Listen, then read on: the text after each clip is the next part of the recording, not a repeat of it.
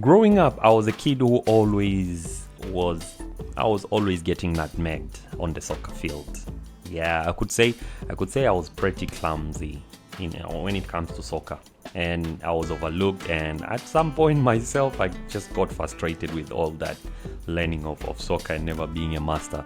And then at age 14, I think I stumbled up into basketball. I had no skill, no coach, no fancy gear. It was just a dead court during the school semesters, a flat ball, and a bucket nailed to a wooden post during the holidays in my father's backyard. Yeah, but what I really had at that moment I could recall is it was obsession. I had obsession. Day after day, I showed up on those rough courts. At home, I practiced with that deflated ball until my hands, at some point, they got blistered. They got even tired.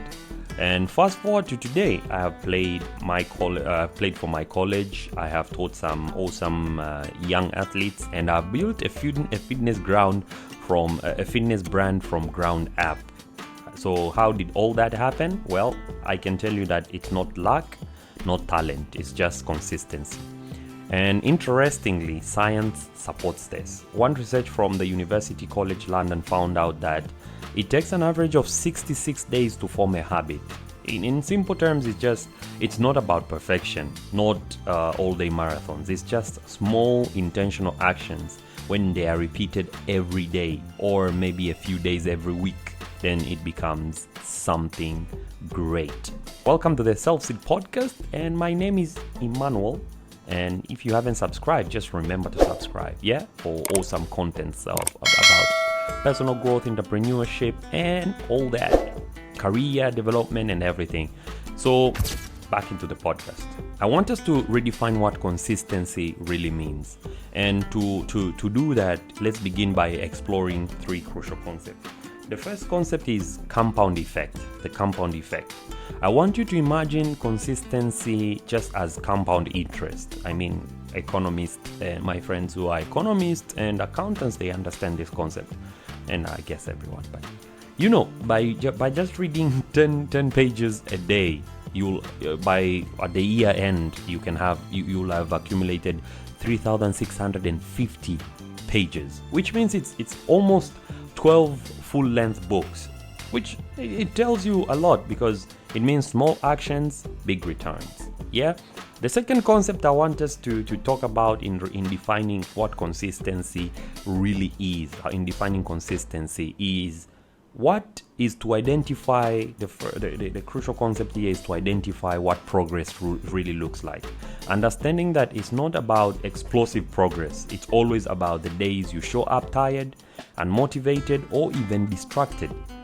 Because you should recall that deflated ball I was using, at home, the one I talked about earlier. That was actually my 10 minutes per day drill at my parents' backyard. I mean, I will just, before shower, I'll just go and even dribble without bouncing it, just dribble between my legs or try to shoot and all that, yeah. And then the last thing I want us to do is to jump over the consistency myth. The notion that consistency is being inflexible. You're just rigid. When you're having consistency, just like one thing. Well, that's not it. Because if you miss a day, you just reset and keep going. If your hoop breaks, like a basketball hoop, you just build another one. So we understand that progress isn't linear, and that's that's okay, man. That's okay. If it doesn't happen every day. Now, here are some real life wins. Like, I'm trying to recall some real life wins from my life that I think these stories. It is stories that I believe would explain how powerful small habits can have on your end, or because I have already seen them on my end. The first one is about my basketball beginnings, how I started with all the basketball love and all that. I think if I recall, I spent 3 years missing shots, scraping knees, and even getting mocked sometimes by my friends because some of my friends were quick to learn. Yeah, Omari, I see you. But I kept showing up. The mastery that I believe right now I have didn't come from a breakthrough or just one time. It came from 1,000 failures. Yeah, I see. They always say that guy shoots 1,000 shots. That's why he's good.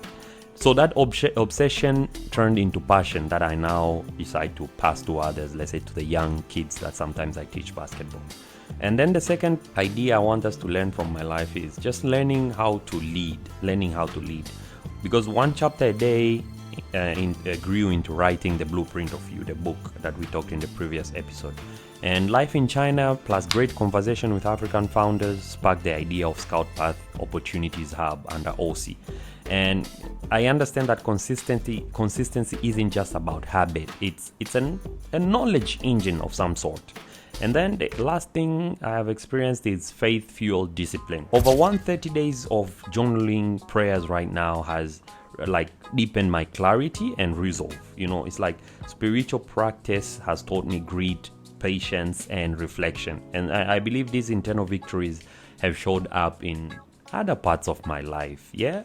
And here comes the habit toolkit. Yeah.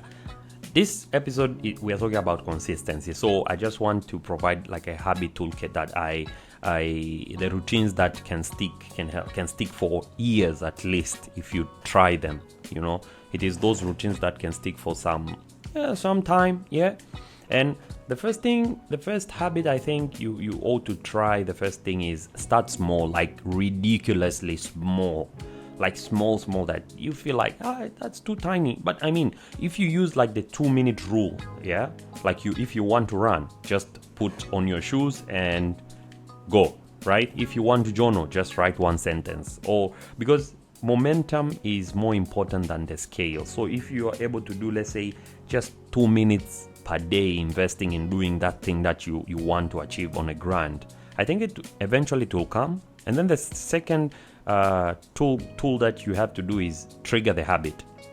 So you have to somehow anchor your habits to daily routines. Let's say right after brushing your teeth, you do maybe 5 push-ups, or after morning coffee, maybe you write down something. Morning coffee or tea, my friends. It's not necessarily coffee.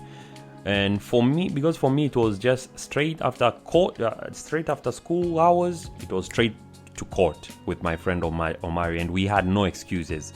And then the third tool is just visual tracking for momentum.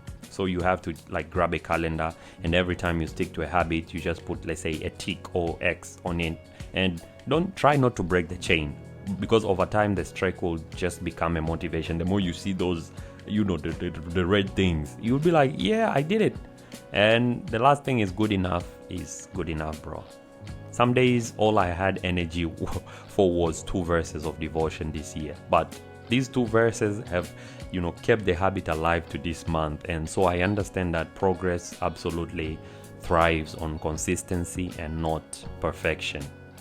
Yeah, like just do it. Sometimes you don't feel like doing, but even if you do like a tiny little bit, eventually you'll have it will accumulate, it will count. And I just want to say that consistency, sometimes it hurts, and you have to figure out how to heal from it. This matter of being consistent sometimes comes tough because you experience, let's say, burnout, or you have comparisons. And I say burnout because burnout is real. I once trained so hard and I sprained my ankle. And the lesson I got from that is that rest isn't a reward, it's just part of the process, and I should do it more often. And I think we should try to avoid the comparison trap as well. Like your best friend's 5 a.m. miracle morning, that one that they say, sit watching by the window, drinking coffee, or doing what? It shouldn't be your blueprint, because my bucket hoop was all I had, and it was enough to keep me active during the holidays. So you don't have to, compare yourself with others. And then also, I think the important thing that I'm experiencing even nowadays is knowing when to pivot. So I reduced my energy on soccer, and it was not because I gave up, but because I outgrew it. And I'm making structural adjustment to OC. It's not because we are not doing good where we are. No, but we are doing great. But it's because we see there are more potential areas in 3 other divisions. And so I believe consistency only works when the direction matches your purpose. And yeah, that's almost it for today's podcast.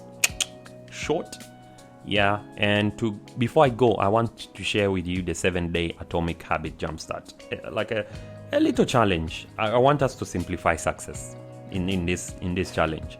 You just have to choose one small action. Just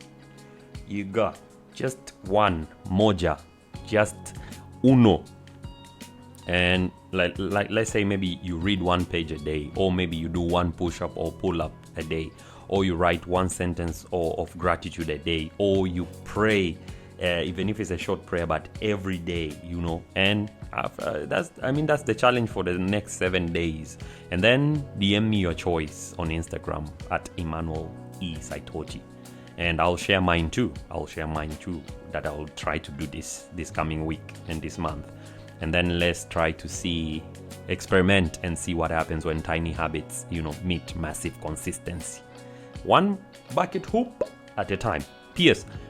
I didn't say that I'm LeBron. I'm already on the level of LeBron James by friends. Hey, but if you want, to ball sometimes, just hit me up and we can, enjoy basketball or something. Yep.